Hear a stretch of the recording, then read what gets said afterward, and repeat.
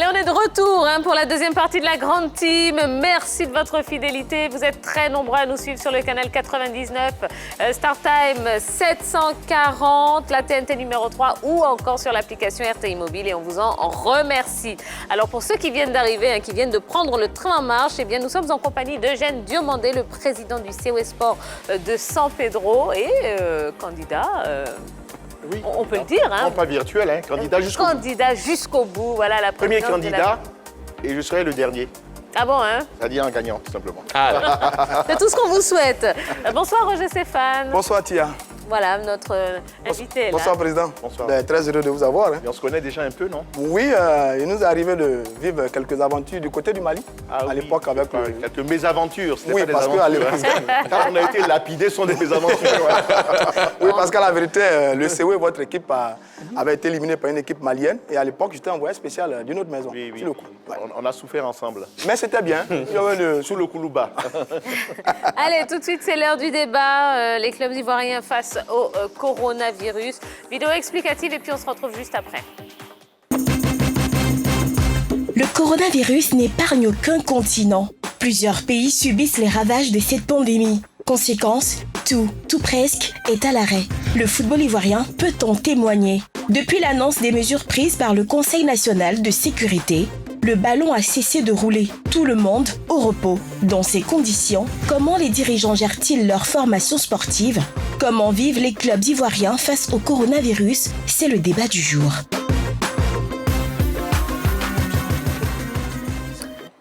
Eh bien oui, je vous propose tout de suite de laisser passer le jingle et puis on est parti pour le débat.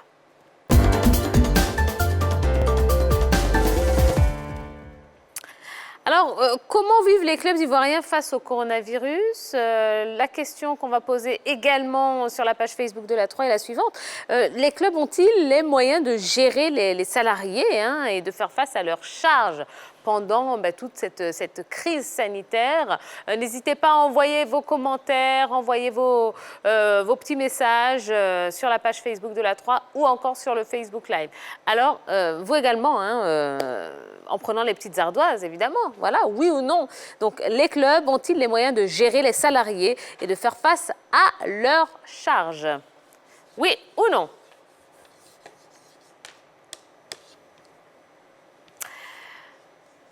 On y va, on lève les ardoises.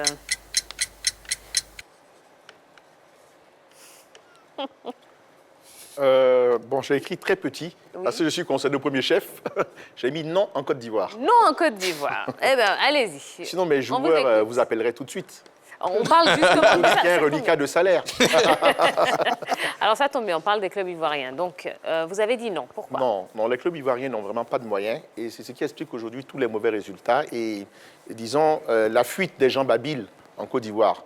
Les joueurs qui ont un tant soit peu de talent aujourd'hui partent dès le plus jeune âge ou bien après une bonne saison dans des pays qui ne sont même pas des grands pays de football. Ils ne peuvent pas se comparer au niveau de la notoriété à la Côte d'Ivoire. Parce que simplement, nous n'avons pas le minimum pour payer les joueurs.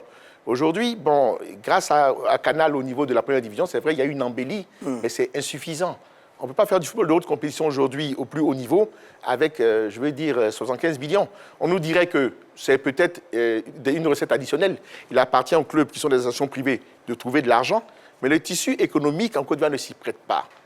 Par exemple, au Maroc, je parle au Maghreb, au Maroc, par exemple, il y a la société qui vend du potassium, je crois, j'espère que je ne me trompe pas, voilà, qui permet aux clubs de première division de bénéficier de près d'un demi-milliard avant de commencer la saison.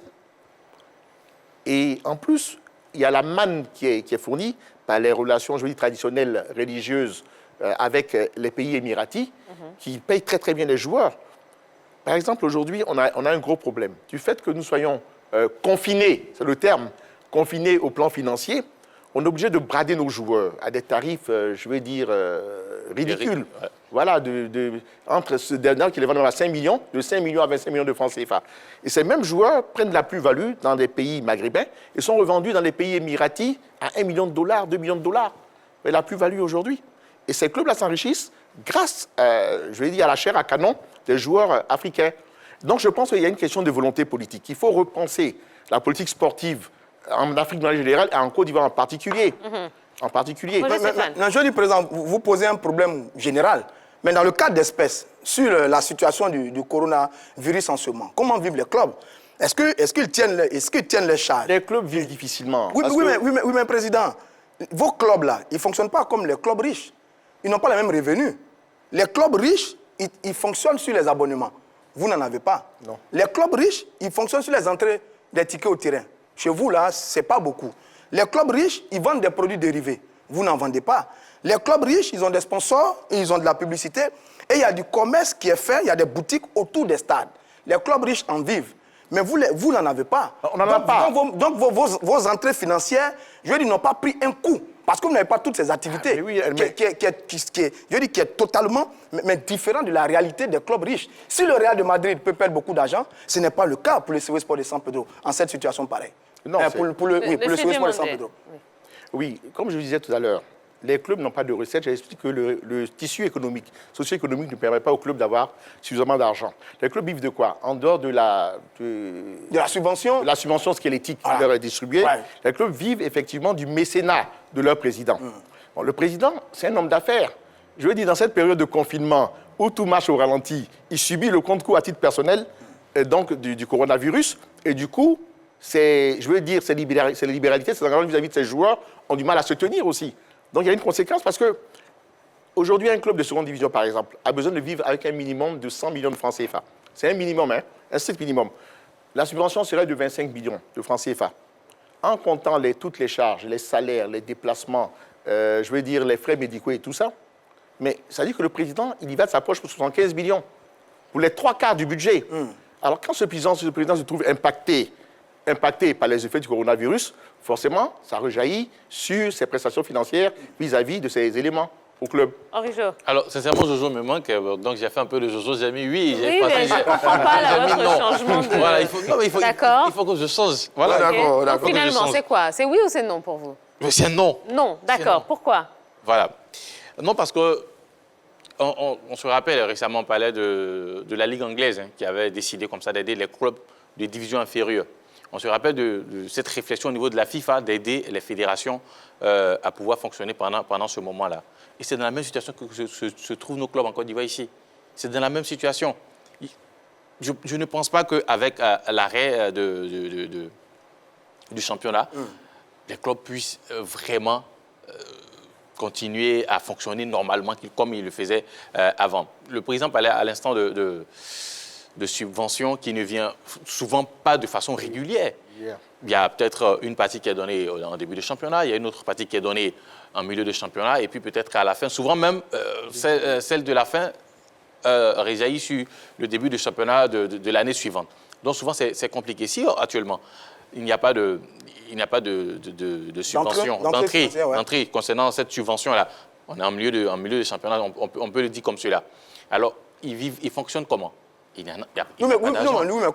Maintenant, il n'arrive pas à fonctionner. Vous parliez de, comment on appelle ça? Des activités qui sont autour des clubs. Mais on n'oublie pas aussi qu'il y a des clubs qui sont adossés à des régions. D'où quelques petites subventions des mairies, des collectivités et tout. Mais quand on constate l'arrêt du championnat, mais ces subventions ne vont plus arriver dans les différents clubs. Dans ce cas-là, où est-ce qu'ils prennent ce manque à gagner? Il est clair que les pertes sont à 3 niveaux environ. Il y a la subvention fédérale, qui est de 75 millions, dont tout le monde parle. Associée en première division. En première division, associée aux droits télé. Et puis après, il y a l'apport du président. Comme vous dites, ces activités du président qui est l'apport principal, que le pourvoyeur de fonds, les clubs prennent un coup dans ces activités. Et puis derrière, il y a les contributions de bonne volonté dans les localités, les démembrements de l'État sur certaines positions. Oui, ça c'est juste. Mais en mettant sur la situation, on se rend bien compte que les présidents font de l'économie en ce moment. Parce que les voyages des clubs sont interrompus. Donc, il n'y a plus de frais engagés pour les voyages. Les mises au vert qui tiennent compte des hébergements, de la nourriture, sont interrompues. Donc, il y a de l'économie qui est faite. En plus, les primes des matchs qui sont payés, sur les victoires, sur les matchs nuls, sur les défaites, tout ça sont interrompus. Donc, ma foi, pour l'instant, il n'y a pas de grosses dépenses sur les clubs de façon générale. Même si c'est vrai qu'on peut reconnaître que les présidents des clubs n'ont pas d'entrée financière sur les activités. Oui, bon, disons que je ne veux pas être de mauvaise foi. C'est vrai que le fait que le championnat ne se déroule pas actuellement permet d'économiser certaines charges. Absolument.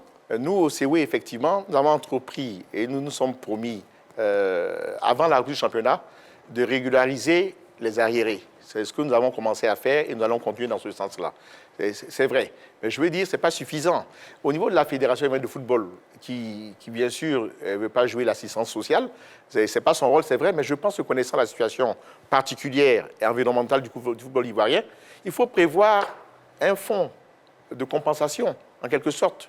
Une sorte de caisse pour permettre d'équilibrer les budgets de club, pour qu'on ait une compétition vivante, on ait une compétition resserrée, une compétition qui puisse permettre aux athlètes de vivre de leur art, voilà, et d'élever le niveau. Voilà, tout ceci n'est pas prévu aujourd'hui. Tout est dirigé vers l'équipe nationale, au détriment des clubs de base, qui sont, à mon avis, les plus grands fournisseurs d'athlètes en Côte d'Ivoire, et même des jeunes. Donc, je crois que justement, il faut réorienter, comme je disais, les recettes et les subsides, les dividendes, les subventions d'État vers ce qui est la base, c'est-à-dire vers les clubs. Mais tant que les clubs ne comprendront pas qu'il faut un des leurs qui a vécu ces problèmes-là pour faire face à cette situation, tant qu'ils se contenteront de quelques artifices et de quelques promesses, bon, on en restera là. On a une réaction d'un internaute.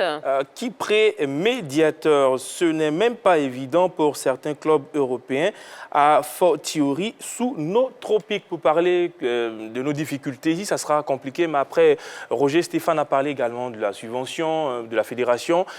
Moi, je pense qu'avant que le championnat commence, quand même, on promet au club cette subvention et quel que soit ce qui va se passer. Totalité, hein. Non, mais non, normalement, si on le dit, il faut le respecter. Absolument. Vous avez parlé des mairies, souvent, qui accompagnent à l'intérieur du pays, qui accompagnent. Voilà, c'est on a un contributeur qui est régulier à San Pedro, qui était le conseil régional avant, conseil général avant, qui est le conseil régional aujourd'hui, qui, malgré les difficultés, a fait un petit effort, il faut le noter. Et cette année, le nouveau maire de San Pedro, parce qu'en son temps, à l'époque, nous avons subi un véritable boycott municipal. Bon, mais le nouveau maire qui est arrivé, qui a été président lui-même du club de San Pedro, a fait un effort quand même. Je veux dire, par ces temps qui courent, quand même, il a mis 10 millions à la disposition de l'équipe. Voilà. Donc, c'est dans ce sens que je voulais introduire ma question. Maintenant, est-ce qu'actuellement, avec l'arrêt du championnat, ces subventions qui viennent de la mairie ou bien du conseil, des conseils régionaux, est-ce que ça peut toujours arriver dans les différents clubs, puisque le championnat est à l'arrêt? Bon, il y a des difficultés, parce que c'est des démembrements de l'État, vous avez dit. Souvent, les gens signent des mandats de provision, mais la provision arrive difficilement. C'est-à-dire que les mandats sont signés 6 mois à l'avance, et puis ça arrive non seulement en retard, mais on est payé en queue de cerise et en lance-pierre. C'est-à-dire que là où on vous promet 10 millions, vous recevez 2 millions par-ci, 3 millions par-là. Vous n'arrivez pas à faire face parce que vous cumulez les dettes déjà de l'année précédente. Donc, quand les mandats sont concrétisés, vous devez payer des arriérés de dettes. Donc, ça ne sert pas forcément à faire face aux charges de la saison en cours. Mais précisément, moi, je continue de croire quand même que la situation, c'est vrai qu'elle n'est pas bonne. Hein. On ne va pas l'applaudir. Les clubs nantis ont des difficultés en ce moment.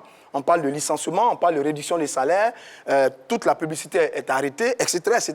Vous le disiez, un club comme le Real de Madrid, il paie environ 100 000 euros par jour. Ça fait 65 millions de francs CFA, c'est beaucoup. Mais je continue de croire que ce n'est pas le cas de nos clubs. Parce que même vos charges, Président, vos sièges, combien de clubs au plan local ont des sièges véritablement? Je ne vais pas faire l'injure à la SEC Mimosa, qui est vraiment la lumière dans la pénombre. Mais vos sièges, très souvent, les sièges se confondent avec les domiciles des présidents. Ou alors, c'est un local qui appartient au président qui met à la disposition du club. Donc, apparemment, il n'y a pas vraiment de dépenses. Et puis, pour le reste, vous avez les charges salariales. Bon, j'ai fait une enquête. Quelqu'un m'a dit sur le fonctionnement d'une saison, un bon club, pour faire une bonne saison, environ 300 millions de francs CFA. Pour faire une bonne saison pour la Ligue 1. Première division. Mais sur ça, la bonne masse salariale d'un bon club ivoirien, c'est 9 millions. Sur 300 millions, Président, finalement... 9 millions par mois. Oui, par mois. Attendez, 300 millions l'année. Oui, bien sûr. 9 millions par mois. Bien donc, sûr. Si on multiplié multiplie par 10... Oui, par 10, bon, on est à 90 millions. On est à 90 millions. Il reste encore 210 millions. Quelle est votre question Ma question, c'est que... Non, en fait, ce n'est pas des questions. Je continue de croire que sur cette période-là, les clubs n'ont pas vraiment beaucoup de charges. Si on considère tous ces éléments, je veux dire, c'est une situation qui est mauvaise, mais je pense que les clubs ivoiriens peuvent s'en sortir de façon générale. Bon, moi, je pense que ce sont des conclusions hâtives qui n'engagent que lui. C'est vrai que le syllogisme que vous développez là, ça se tient. Mais ça a l'air logique. Oui, ça a l'air logique. Mais je veux dire que le président confond sa poche avec les entrées. Vous dites bien que, par exemple, le siège du club se confond avec le domicile du président. Ouais, très souvent. Mais bon, parce qu'il y a beaucoup de charges aussi en Afrique. Je veux dire que quand vous entretenez un joueur, soit vous entretenez sa famille. C'est ça, parce qu'il n'y a pas la même logique en Europe. Quand un joueur perd ses parents, il faut que le club s'en occupe. Quand il a un enfant malade, il a recours au club. Et il n'y a pas les assurances aujourd'hui qui sont censées être celles données par la fédération, ne fonctionnent pas.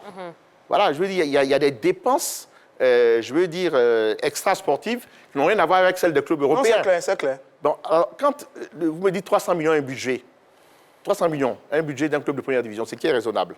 Les clubs qui sont de la première moitié du tableau, 300 millions.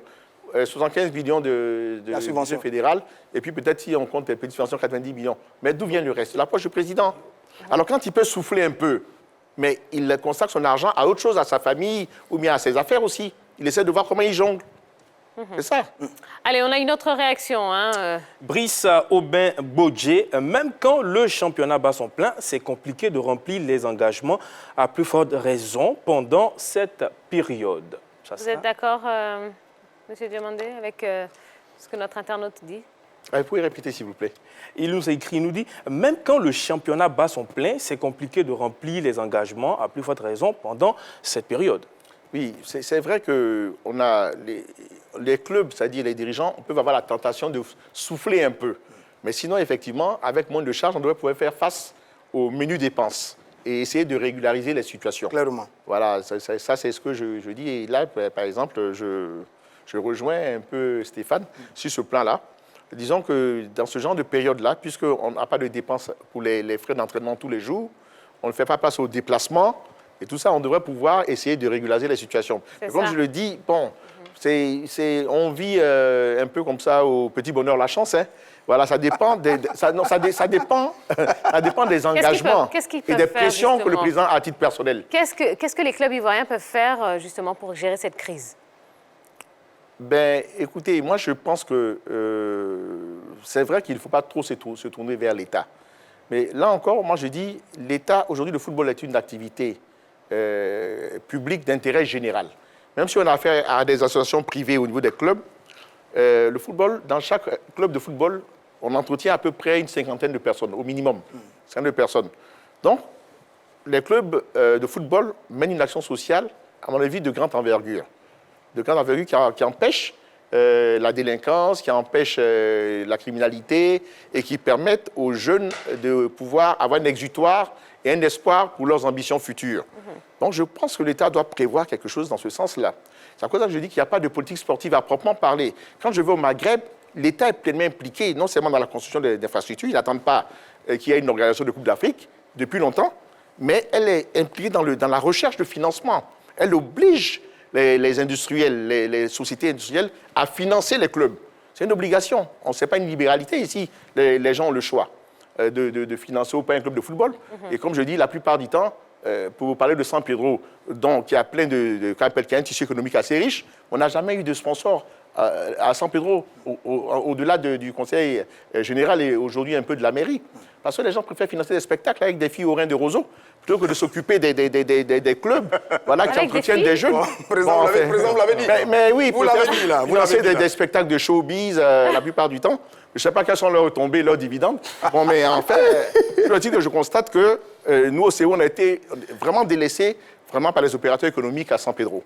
Voilà, ce qui est inexplicable quand on sait qu'aujourd'hui, quand on allait jouer à l'extérieur, les gens ne connaissaient pas San Pedro. On dit, mais pourquoi San Pedro? Vous êtes de Côte d'Ivoire, San Pedro, pourquoi c'est espagnol? Il y a quoi là-bas? On dit, non, mais c'est le second port. Ah, il y a un port là-bas, c'est quoi ça? On a connu San Pedro surtout grâce au CO ces 10 dernières années. Grâce au football. Mais oui. Mais président, vous ne le dites pas, mais l'autre solution, bon, sur la situation actuelle, hein, il faut bien gérer les fonds disponibles, négocier avec la fédération pour la dernière tranche de la subvention, si possible, hein, et puis rester en contact avec les joueurs. Mais c'est comme vous le dites pas. Anticiper. Oui. Sur la dernière tranche. Bien sûr, pour le club. Mais je dis, faut pas rêver. Je dis si possible. Mais ce que vous ne dites pas, et qui doit être dit, c'est qu'il faut que les clubs commencent à être organisés véritablement. Il faut que les clubs commencent à se bâtir. Il faut que tout le monde aille vers le modèle de la SEC Mimosa. Il faut que Roger Ognien et ce qu'il a fait à la SEC soit un modèle pour qu'aujourd'hui, on puisse garantir des entrées d'argent avec des sources variées, des activités autour des clubs, autour des joueurs, pour que les caisses des clubs soient renflouées et qu'on puisse, en des situations de crise, pouvoir se gérer sans attendre forcément la main de la Fédération ivoirienne de football. Je pense que c'est à ça qu'il faut aller maintenant. Monsieur Diomandé. Bon, pour moi, effectivement, c'est un procès d'intention que vous menez aux autres clubs. Je reconnais les mérites de l'ASEC et du président Roger Wagner, qui est un bon gestionnaire rigoureux. Mais il a profité, je veux dire, quand même, d'un certain tissu, d'un réseau relationnel autour de lui. Tout à fait. Je ne parle même pas de son aîné, l'ambassadeur Georges Wagner. C'est juste ce que vous dites. Voilà, et il a profité aussi de la popularité de son club. Aujourd'hui, on disait en Côte d'Ivoire, et c'est peut-être vrai, les gens naissent à sec, et après, quand ils ont l'âge de raison, peut-être deviennent autre chose. Mais sinon, ils naissent tous à sec au départ. Voilà, je veux dire que la sec, c'est un phénomène qui est à part. Et je veux dire que, qu'appelle Maître Wagner, voilà, qui a beaucoup de mérite. Je ne lui renie pas ses mérites, mais je pense qu'il a bénéficié d'un concours de circonstances favorables. Je reviens encore sur l'État et je reviens sur les élections. C'est de ça qu'il s'agit. Depuis, il y a des élections. Je reviens, hein, je ne cherche pas de palabres. À chaque fois, le candidat qui a été élu... Personne ne cherche des palabres. D'où vient le fait que vous dites que je suis en retard? Bon, je connais tout ça. J'ai participé, je suis présidentiable depuis environ 30 ans maintenant. Au début, j'étais jugé trop jeune. On m'a appelé pour dire, écoute, tu es trop jeune, attends. Aujourd'hui, je suis sans doute trop vieux. Mais attendez, je connais ça. C'est-à-dire que chaque candidat qui est passé à la fédération a été soutenu politiquement. Oui ou non? Vous le savez, non? Bon, on n'a pas l'information. Non, attendez. Ça y ressemble presque. Oui, ça y ressemble. Ils ont été soutenus politiquement. Voilà. Ils n'ont même pas financé leur campagne eux-mêmes. Ça a été financé par l'autorité politique. Des exemples? Pour arriver à quel... Mais regardez les derniers présidents, j'en prends pas un, les 3 ou les 4 derniers. Ils ont été soutenus par les régimes qui sont succédés successivement. Qui se sont succédés. Alors, ces gens-là, ils sont arrivés à quoi? Ils ont été financés. Ils sont soutenus par les politiques pour arriver à quel résultat? Le football ivoirien est en régression aujourd'hui. Les clubs sont de plus en plus pauvres. Au CEWE, moi j'avais financé mon club. À titre personnel, on arrivait à avoir 2 places de plus en Coupe africaine parce qu'on avait des budgets qui allaient jusqu'à 500 millions de francs CFA. Qu'est-ce qu'ils ont fait, ces gens soutenus par les politiques aujourd'hui? Donc il appartient au club de se prendre en charge pour trouver quelqu'un aujourd'hui qui réclame ce qui appartient au club. Parce que justement, les présidents de fédérations qui se suivent font toute la même chose. On prend l'équipe nationale comme exutoire, comme miroir. Voilà, on l'agite devant les autres présidents. L'équipe nationale gagne, tout le monde est content. Henri Jo. Alors, il faut faire le travail de base, le travail de fond. Vous parlez de construction. Il y a eu un moment, le Siwou Sport a dominé le football ivoirien et même allé représenter la Côte d'Ivoire du côté de l'Afrique. Et il a fallu de peu pour que vous remportiez cette coupe-là face à l'équipe de Al Ahly. Mais concrètement, qu'est-ce que vous avez construit pour l'équipe du CEWE? C'est facile de me demander ce que j'ai construit. Parce que moi, j'étais très limite, hein. Je tirais sur la corde. J'avais affaire à des grands clubs qui avaient des soutiens, comme TP Mazembe, qui appartenait à mon ami le gouverneur Katumbi, qui était gouverneur du Katanga, président de la brasserie, président des mines. Est-ce que l'argent sortait de sa poche? Il avait un budget de près de 18 millions de dollars. On a eu affaire, et pourtant on a failli l'éliminer, n'eût été des sommes combines de couloirs au stade de Lubumbashi. Voilà. On a éliminé le FUS de Rabat, qui est l'équipe du roi, avec des installations extraordinaires. Ils ont pleuré les joueurs à chaudes larmes pour avoir été éliminés par une équipe qui se produit dans un stade aussi médiocre que le stade Champrou. On a eu affaire à Al Ahly. On a joué contre 88 personnes en finale. En finale, oui. Qui est le club le plus riche d'Afrique. Mais c'est compliqué. Pour arriver à ce stade-là, vous savez ce que j'ai fait? J'ai dépensé près de 600 millions de ma propre poche. Alors, où voulez-vous après? Il fallait rembourser certaines dettes. Il fallait pouvoir repartir à la saison prochaine, malgré quelques ventes de joueurs. Comment vous voulez que je trouve les ressources pour construire un siège, un stade personnel ou bien reconstruire et rebâtir une équipe? C'est à ce moment-là que j'ai demandé aux opérateurs économiques de San Pedro de venir à la rescousse. Il n'y a eu personne. Ouais. D'accord. Il n'y a eu personne. Et c'est ça qui a C'était un patrimoine laissé, oui. On était 19e club africain. On est où aujourd'hui? Et ce sera votre mot de la fin, monsieur Bon, si vous donnez vraiment... Je voulais, oui, effectivement, le mot de la fin, ce serait que je pense qu'il faut que les gens laissent, ce que m'avait invité en tant que candidat, laissent exprimer réellement le jeu démocratique au niveau des élections en Côte d'Ivoire. Que les politiques ne s'en mêlent pas tellement. Il faut qu'ils s'en mêlent justement pour trouver des moyens à donner aux sportifs, à créer des infrastructures. C'est ça qui est le plus important, non pas imposer un candidat qui n'a pas le profil, l'expertise et qui viendra faire la même chose que les autres. C'est-à-dire ne rien faire dans la construction du football ivoirien, dans le développement du football ivoirien pour les clubs de football. Ça va mettre en exemple l'équipe nationale avec des artifices ou des résultats, je veux dire, qui ne sont pas concrets. D'accord. Eh bien, on a bien compris. On vous souhaite en tout cas bonne chance pour ce poste. Vous revenez nous voir quand vous voulez. Vous êtes sûr? Bien sûr, avec grand plaisir. On a passé un très bon moment. Ah bon? Allez, merci beaucoup. C'est la fin de ce numéro de la Grande Team. Merci à notre invité. Merci à toute l'équipe. Eh bien, on vous donne tout simplement rendez-vous demain à la même heure. Bisous.